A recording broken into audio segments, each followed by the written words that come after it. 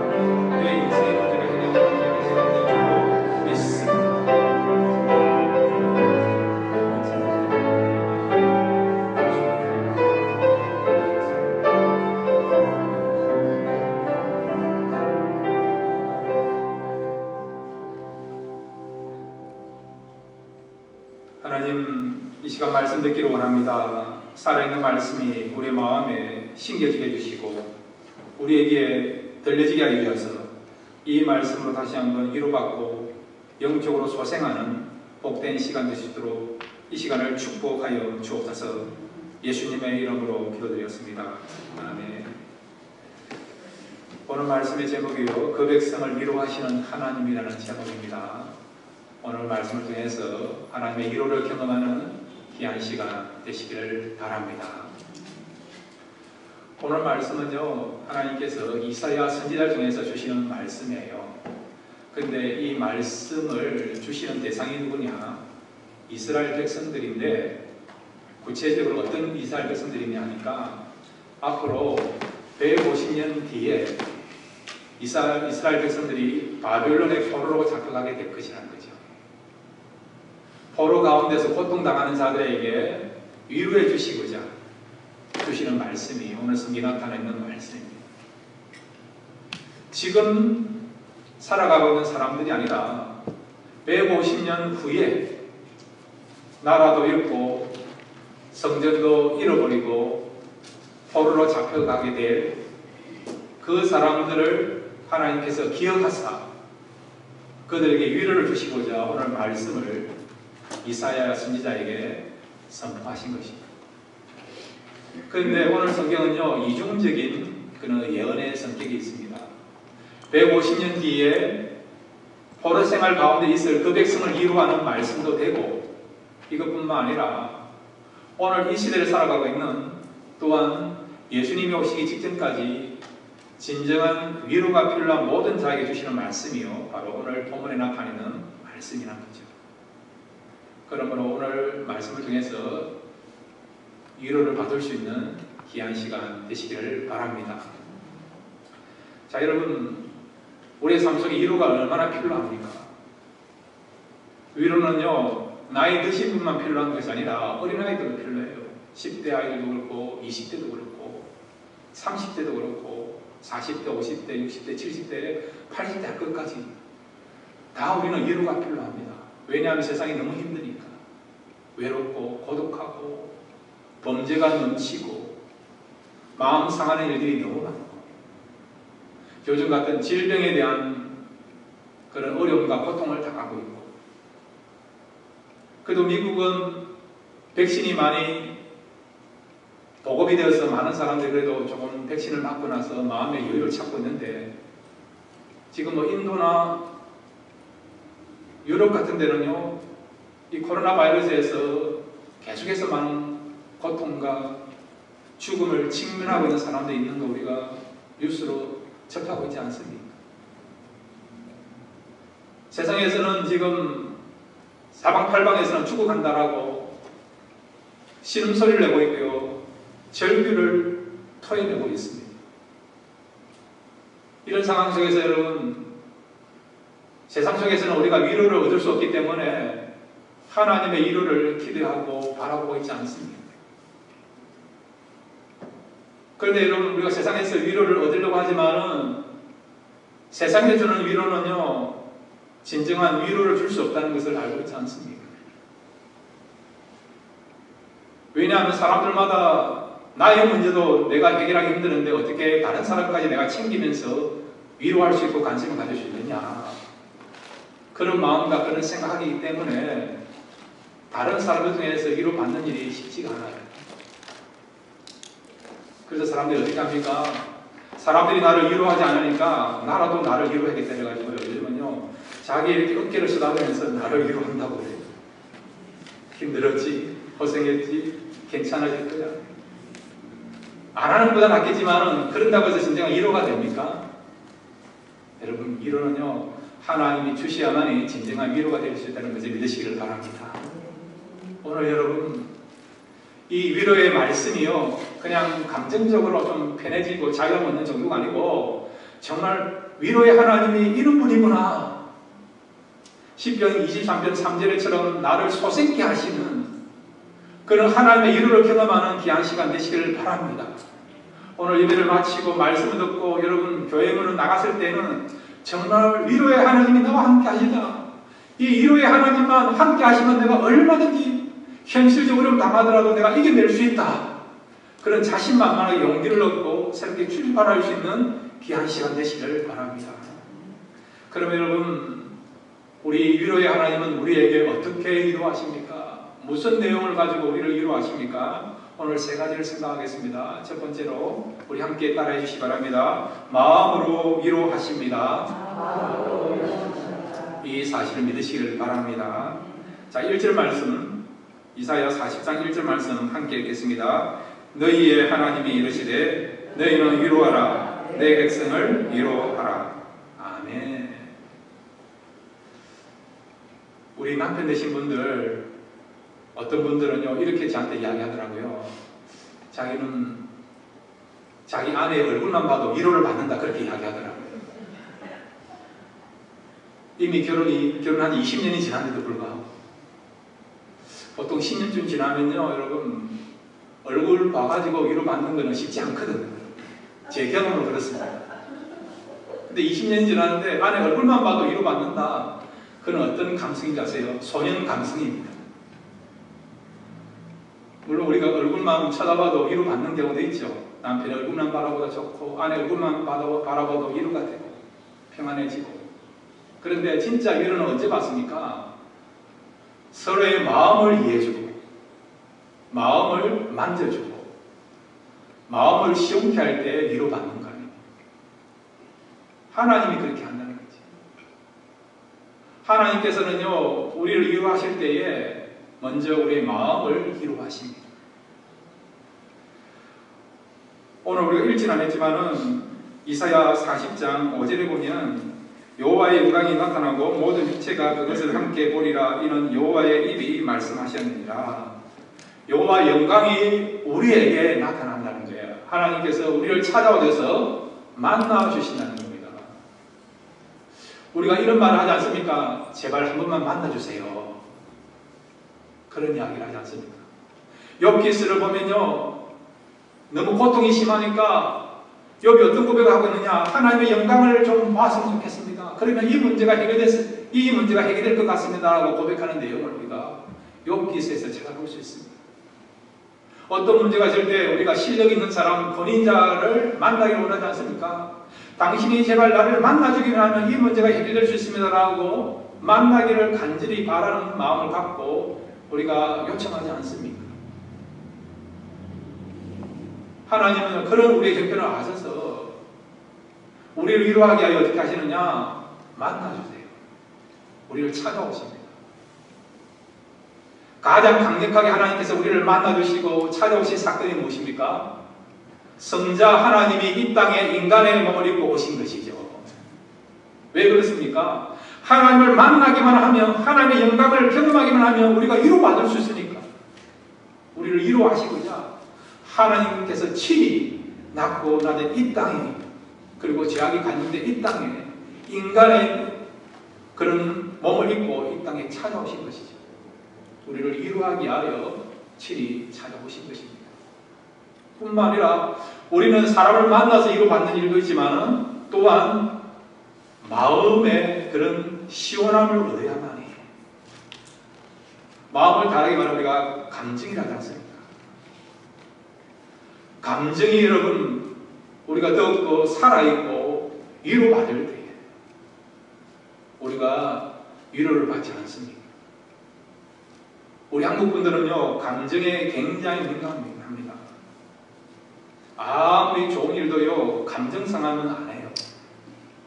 어떤 분 이런 이야기 하더라고요. 감정 상하면 난 천국도 안 가겠다. 그렇게 말하는 분이 있어요. 감정이 얼마나 중요합니까? 감정의 기복에 따라서 위로받기도 하고 어떤 경우는 상처를 받기도 하는 것이 감정 아닙니까?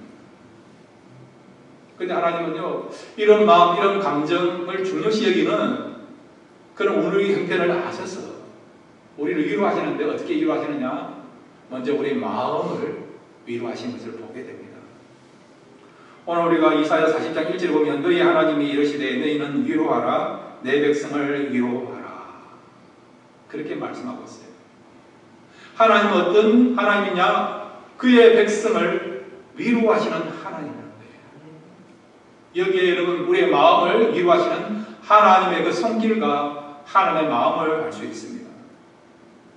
여기 보시면 하나님께서 뭐라고 말씀하시느냐? 나는 너희의 하나님이야. 너희의 하나님. 나의 하나님이라는 것이죠. 한번 따라해 주시기 바랍니다. 하나님은 나의 하나님이 되십니다. 이 사실 넣으시기를 바랍니다.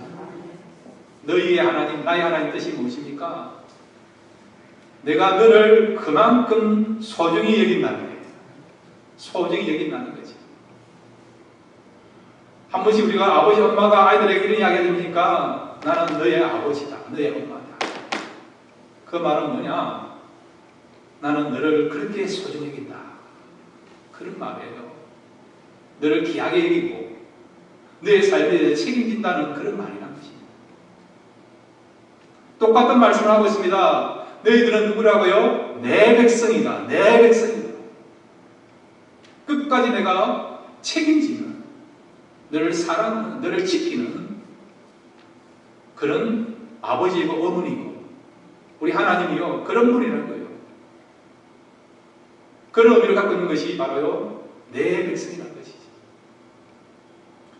이 부분에 대해서 이사야 43장 1절에 보면 하나님께서 분명하게 마음을 통해서 우리에게 위로하시는데 우리의 존재감을 세워주시고 하나님이 어떤 분인가, 하나님과 우리 관계 속에서 어떤 분인가를 분명히 보여주면서 우리의 마음을 위로하는 것을 보게 됩니다.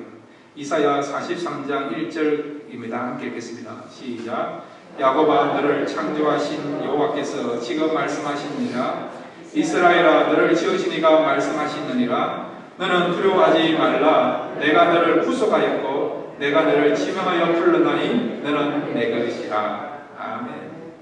이사야 40장 1절에 나타난 것처럼 너희는 나의 백성이고 나는 너희의 하나님이다. 똑같은 말씀입니다. 내가 너를 지명하여 불렀으니 너는 내 것이다.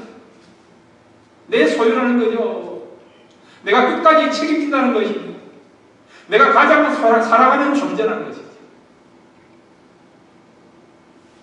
심지어는 여러분 이사야 49장 15절 16절을 보면 하나님이 얼마나 그 백성을 챙기시고 책임지시고 기억하시고 그 백성과 함께 동행하는 삶을 살고 계시는가 말씀하고 있습니다. 이사야 49장 15절 16절입니다. 시작. 여인이 어찌 그 젖먹는 자식을 잊겠으며 자기 태에서 난 아들을 긍휼히 여기지 않겠느냐. 그들은 혹시 잊을지라도 나는 너를 잊지 아니할 것이라. 내가 너를 내 손바닥에 새겼고 너의 생력이 항상 내 앞에 있나니. 아멘. 젖을 먹이는 어머니가 설령 그런 일이 없겠지만은, 그러나 인간이겠지만은 어쩔 수 없어서 자녀를 버리는 그런 일이 일어나지만은, 그러나 나는 너희를 버리지 아니한다는 거예요. 끝까지 뭐하고 책임져 주신다는 것입니다. 그뿐만 아니라 나의 손바닥에 너희들의 이름을 새겨놨다는 거예요. 일거수일투족 늘 관심을 가지고 너희를 돌보고 지키겠다, 그런 말씀하고 있다는 거죠. 한마디로 우리에게 하나님 어떤 분인가를 알려주시고, 또한 하나님 안에서, 하나님 앞에서 우리가 어떤 존재인가를 보여주는 말미암아 하나님은 이런 분이구나, 이런 하나님 되시고 우리는 그 하나님 안에서, 하나님 앞에서 이런 존재이구나, 이것을 우리에게 깨닫게 하시고 인식시켜 주시는 말미암아 우리가요 마음으로 위로받을 수 있다는 것입니다. 여러분, 든든한 후견인이 여러분 배후에 있다고 한다면 마음에 위로를 받지 않습니까? 내가 잘못하고 실수한다 하더라도 그 사람이 다 커버해 줄 수 있으니까, 뒷처리해 줄 수 있으니까. 든든한 백이 있다고 한다면 좀 우리가 부족한다 하더라도, 실수한다 하더라도, 연약하다 하더라도 마음의 위로를 받고 안심을 살아갈 수 있는 거 아닙니까? 그런데요, 사람이 아니고 이 우주를 창조하시는 강한 능력과 팔을 갖고 계시는 그 하나님께서 우리의 아버지가 되시고 우리는 그의 자녀가 된다는 것입니다. 이것만큼 여러분 우리가 더 이상 위로받을 수 있는 내용이 어디 있습니까? 여러분, 하나님은 우리 아버지 되십니다. 하나님은 우리의 편이 되십니다. 우리는 그 하나님이 가장 우리를 사랑하시는 자녀가 됩니다. 이런 사실에 여러분 위로를 받으시고 이번 한 주간도 이 위로를 통해서 소망 가운데서 하나님을 기쁘시게 하며 살아갈 수 있는 저와 여러분 되시기를 바랍니다. 두 번째로 여러분, 하나님은 어떻게 우리를 위로하십니까? 우리 같이 따라해 주시기 바랍니다. 말씀으로 위로하십니다. 이 사실을 믿으시기 바랍니다. 때로는 마음으로 위로하시기도 하지만 하나님은 좀 말씀을 통해서 위로하세요. 이 말씀 속에 하나님의 위로가 있습니다. 세상에서 우리가 얻을 수 없는, 받을 수 없는 그런 위로가 말씀 속에 있습니다. 자, 오늘 성경 여러분 이사야 40장 2절을 우리 같이 읽겠습니다. 시작. 너희는 예루살렘의 마음에 닿도록 말하며 그들에게 외치라. 그 노역의 때가 끝났고 그 죄악이 사함을 받았느니라. 그의 모든 죄로 말미암아 여호와의 손에서 그를 100배나 받았느니라 할지니라 하시니라. 아멘. 자, 이 보시면요, 이스라엘 백성들을 향하여서 또 선지자를 향하여서 하나님 말씀하십니다. 너희는 예루살렘의 마음에 닿도록 말하며 그것들에게 외쳐라. 그 다음에 그 노역의 때가 끝났고. 외쳐라는 것이죠. 왜 외쳐라는 것입니까? 바로 하나님께서 이 말씀을 통해서 우리를 위로하시고자 그 말씀을 외치라는 것입니다. 말씀 속에 하나님의 진정한 위로가 있기 때문에 어떤 상황에 처한다 하더라도, 비록 낮은 곳에 처하고 고난 가운데, 시련 가운데, 고독과 외로움 가운데, 죽음에 이르는 또한 질병 가운데 있다 하더라도 이 말씀을 외치고 그 외친 말씀을 우리가 듣고 받기만 하면 위로받을 수 있기 때문에 하나님께서는 그 말씀을 외치라고 말씀하고 있습니다. 여기 보시면 그 노역의 때가 끝났고 라는 말이 있습니다. 노역이 뭡니까? 옛날의 성경에는 복역이래요. 복역. 이 복역이나 그 다음에 노역이랑 똑같은 의미인데, 우리 남자분들 복역하면 무엇이 생각납니까? 군대 생활이 기억나지 않습니까? 생각나지 않습니까? 군대 생활이나, 그리고 여러분 교도소에 있는 분들, 감옥에 있는 분들을 또 우리가 복역이라 하지 않습니까? 여기서 말하는 복역이라는 것은 포로 생활, 노예 생활을 말하는 것입니다. 앞으로 150년 뒤에 너희들이 포로로 잡혀가게 될 것이지만은 영원히 포로로 잡혀가는 것이 아니라 잠깐 동안 잡혀갔다가 포로 생활이 끝나는, 그 포로 생활이라고 하는 노예 생활이라는 복역이 끝나는 날이 있다는 거죠.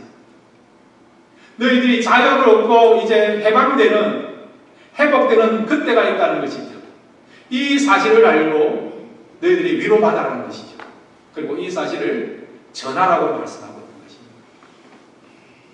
여러분, 말씀 속에 우리를 자유케 하고 우리에게 평안을 주고 그리고 또한 기쁨을 주고 위로를 받게 하는 역사가 일어난다는 것을 믿으시기를 바랍니다.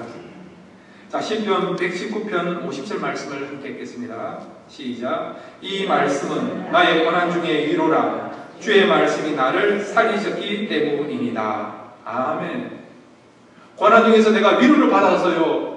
무엇이요? 이 말씀이, 이 하나님 말씀이 나를 위로하는 그런 말씀이 되었고 나를 살리는 말씀이 되었다는 것입니다. 우리 예수님이 이 세상에 인간의 몸을 입고 오셨습니다. 그것을 요한복음에서는요, 말씀이 육신이 되어 우리 가운데 임했다라고 했어요. 한마디로 하면 말씀 그 자체, 말씀 덩어리. 그 말씀의 원조 권원이신 주님께서 이 땅에 오셨어요. 그래서 그 말씀을 듣는 사람은 어떤 일이 벌어집니까? 구원하고 위로하고 회복되고 자유함 얻는 역사가 일어나게 된 것이죠. 그 주님의 말씀이 지금 성경이 되어서 우리에게 주어졌습니다. 여러분이요, 성령의 음성으로 말씀을 듣고 성령의 음성으로 말씀을 받으시면요, 이 말씀을 통해서 위로받고 소망을 얻는 역사가 일어나게 될 줄로 믿습니다. 자, 여러분, 예수님께서 부활하시고 난 뒤에 12번 나타나셨어요. 한 번은요, 예루살렘에서 엠마오로 내려가는 두 제자에게 나타났습니다. 그들은 예수님이 부활하신 줄을 몰랐어요. 예수님만 바라보고 살다가 예수님이 이제 죽으신 줄만 알고 낙심하고 절망 가운데 자기의 고향으로 내려가는 그런 길이었습니다. 그 도중에 주님과 함께 걸어가게 되었지요. 주님이 그들에게 말씀을 전해주셨습니다. 성경에 나타난 그 말씀을 전해주신 거죠. 그 말씀을 듣는 순간 절망과 낙심 가운데서 살아갔던 그런 감정을 갖고 있던 이 두 제자가요, 말씀을 들음으로 말미암아 놀라운 변화가 일어나게 되는 것을 보게 됩니다. 누가복음 24장 32절 말씀 우리 함께 읽겠습니다. 시작. 그들이 서로 말하되 길에서 우리에게 말씀하시고 우리에게 성경을 풀어주실 때에 우리 속에서 마음이 뜨겁지 아니하느냐 하고. 아멘. 주님이 말씀을 풀어주시는 순간, 주님의 말씀을 듣는 순간 그들의 마음에 어떤 변화가 일어났습니까? 그들의 마음이 뜨거워지는 역사가 일어나게 된 거예요. 이 뜨거워졌다는 말은 감동받았다, 위로받았다, 그런 의미라는 거지. 말씀 속에 우리를 감동케 하고 시원케 하고 소망을 주고 이루어지는 역사가 말씀 속에 나타난다는 것을 말씀하고 있는 것입니다. 여러분, 세상에서는요, 우리가 위로를 받으려고 해도 잠깐 동안 위로받지 진짜 위로를 못 받아요. 요즘 여러분 10대, 20대들은요, 이런 이야기를 해요. BTS를 통해서 위로받는다, 그런 이야기를 해요. BTS 아시지 않습니까? 방탄소년단. 그런데 우리 같은 기성세대는요, 그런 BTS 노래를 들어보면 위로받으려고 하다 위로가 다 깨어집니다. 노래가 이해가 안 돼요. 안 들려요. 여러분, 세상의 노래, 세상의 음악, 세상의 문화 다 그렇습니다. 위로받으려고 그것을 우리가 누려보기도 하고 그 다음에 소여보기도 하고 시간을 보내고 그렇게 하지만 진정한 위로를 줄 수 없기 때문에 세상 속에서는 진정한 위로를 우리가 얻을 수 없는 것이죠. 그러나 이 주님의 말씀, 하나님 말씀 속에는요, 우리에게 진정한 위로를 줄 수 있는 능력이 하나님의 말씀입니다. 여러분, 외롭다고 생각하십니까? 여러분 슬프다고 생각하십니까? 지난주 말씀드린 것처럼 우리는 유한한 존재이기 때문에 허무하다고 생각하십니까? 그럴 때마다 여러분 뭔가 위로를 얻기를 원한다 하면 다른 것이 아니고요, 말씀으로 돌아가십시오.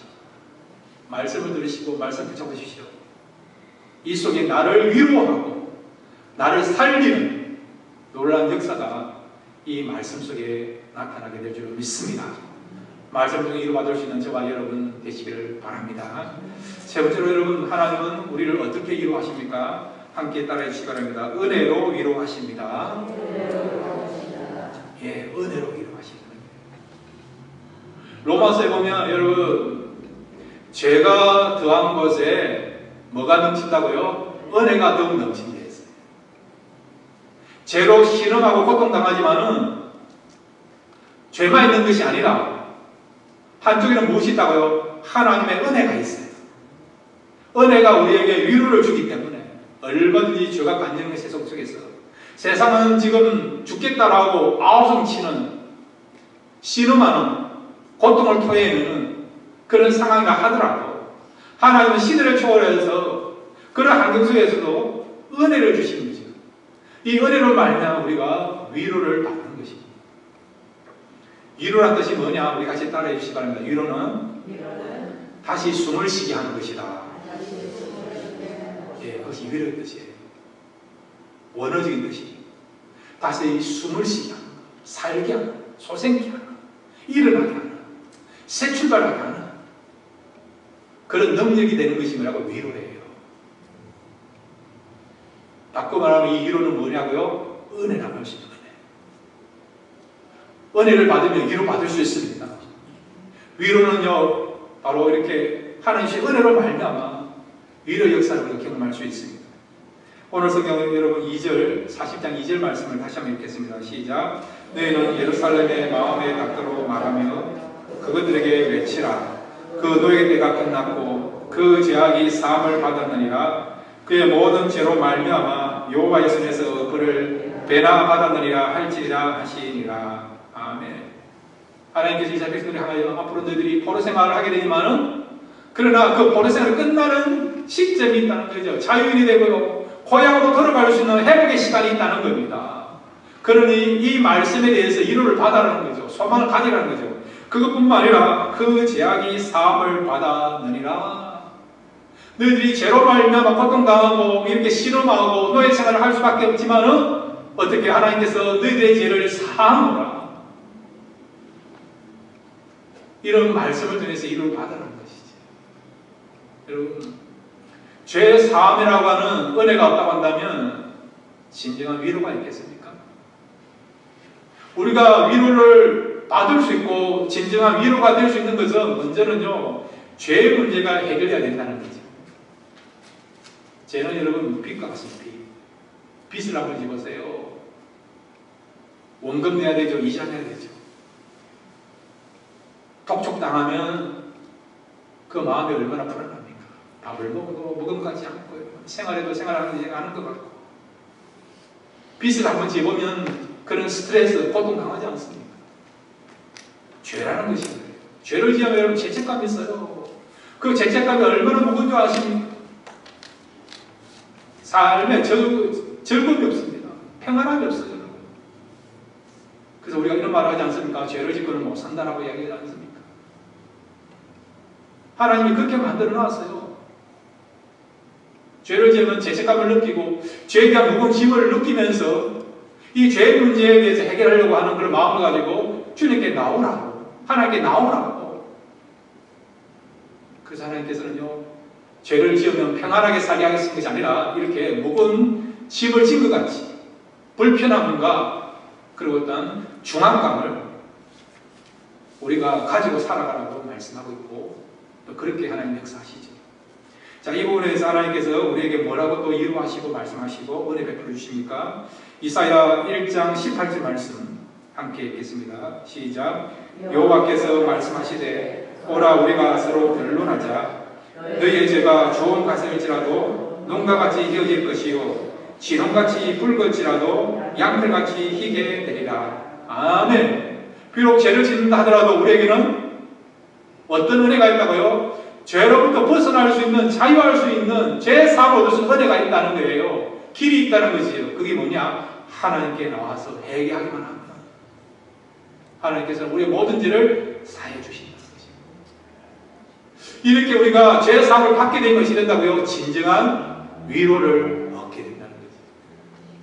여러분, 우리가 죄로부터 벗어날 수 있는 유일한 길은 하나님 앞에 나와서 철저하게 회개하는 것입니다. 회개할 때에 하나님께서 죄 사함을 받는 은혜를 허락하십니다. 이 죄 사함을 받는 은혜를 경험할 때 저와 여러분 진정한 위로를 받게 되는 역사가 일어나게 될 줄 믿습니다. 또 하나의 여러분 우리의 문제는 뭡니까? 이 문제가 해결되야만 진정한 위로를 받을 수 있어요. 그것이 무엇입니까? 죽음의 문제 아닙니까? 자, 여러분 고린도전서 15장 51절부터 52절까지 같이 읽겠습니다. 고린도전서 15장 51절에서 52절입니다. 함께 읽겠습니다. 시작. 보라, 내가 너희에게 비밀을 말하노니 우리가 다 잠들 것이 아니요 마지막 나팔의 순식간에 혼령이 다 변화되리니 나팔 소리가 나매 죽은 자들이 썩지 아니할 것으로 다시 살아나고 우리도 변화되리라. 아멘. 어떤 이유입니까? 죽음을 이길 수 있는 부활과 영생에 대한 그런 위로가 우리에게 있는 것입니다. 여러분, 우리가 한번 태어나고 죽는 것은 정한 바예요. 그렇지만은 우리가 죽고 난 뒤에 심판이 있다고 말씀하고 있습니다. 그러나 믿는 사람들은요, 예수를 믿으면 심판에 이르지 않고 영원한 생명을 얻어서 하나님 나라에서 영원토록 살 수 있는 길이 열려져 있습니다. 죽음을 이길 수 있는, 죽음으로부터 우리가 자유할 수 있는 그런 은혜와 축복이 우리에게 주어져 있습니다. 바로 부활신앙이 있기 때문에 그렇다는 것입니다. 여러분, 부활신앙을 가진 자로서 날마다 여러분 소망 가운데 살아가시기를 바랍니다. 예수님을 믿기만 한다면 우리가 영원히 살 수 있는, 죽음을 이길 수 있는 그런 길이 열려져 있고 그런 특권을 누리고 있는 사람이 저와 여러분입니다. 이런 부활에 대한 소망을 갖고 있고 죽음의 문제를 해결한 그런 믿음이 있으면요, 우리는 진정한 위로를 누리면서, 위로를 받으면서 살아갈 수가 있습니다. 합니다. 이런 부활신앙을 통해서 또 영원한 천국에 대한 소망을 가진 자로서 진정한 위로를 받는 삶을 살아가시는 저와 여러분 되시기를 바랍니다. 자, 그러면 여러분, 이런 하나님의 위로를 우리가 어떻게 하면 누릴 수 있습니까? 하나님 우리에게 마음으로 위로하시고 말씀으로 위로하시고 또한 이런 어떤 역사를 통해서 우리에게 위로하시는데, 그러면 우리가 이런 위로를 받기 위해서는 우리가 무엇을 해야 되느냐? 여러분, 세상에는 두 종류의 사람이 있어요.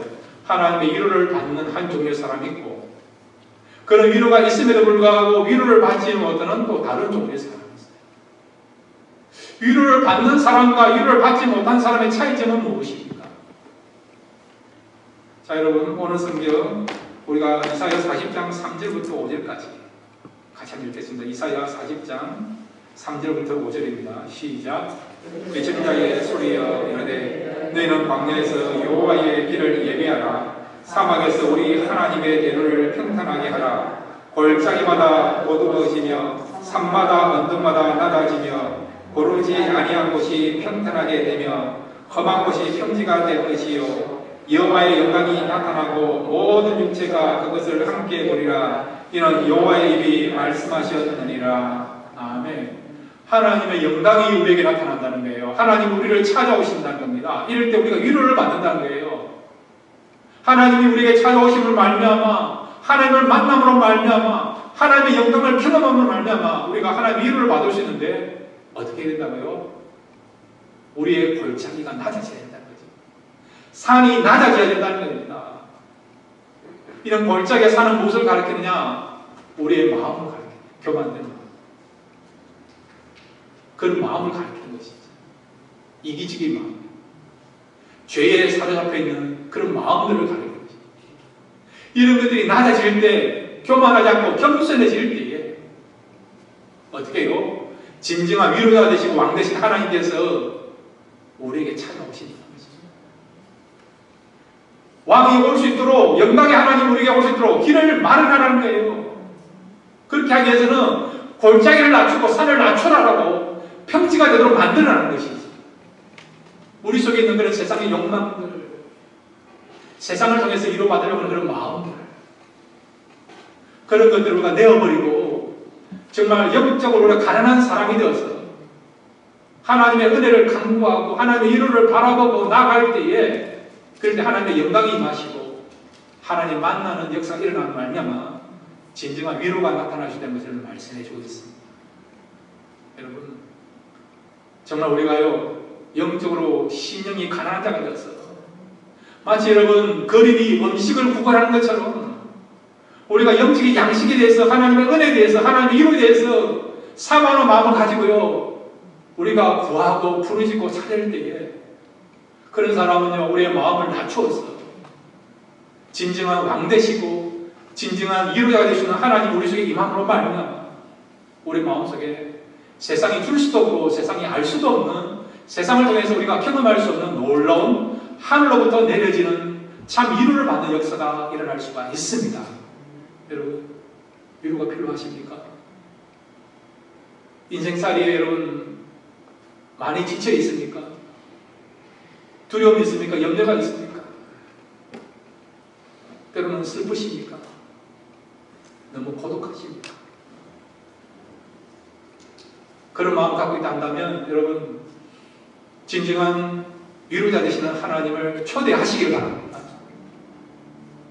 하나님에 대해서 여러분 간절한 마음을 가지고 사모하십시오. 하나님만이 나의 마음을 위로할 수 있습니다. 진정한 위로를 줄 수 있습니다. 그런 마음을 가지고 하나님을 초대하시고 여러분 마음에 영접하십시오. 그럴 때에 하나님께서 여러분의 마음속에 임재하시는, 여러분의 마음속에 하늘로부터 내리는 크신 위로를 받는 놀라운 역사가 오늘 이 시간 여러분의 남은 생애 가운데 나타나게 될 줄 믿습니다. 하나님의 위로로서 모든 어려움을 잘 극복하시고 끝까지 승리의 삶을 살아가시는 저와 여러분이 되시기를 주님의 이름으로 축원드립니다.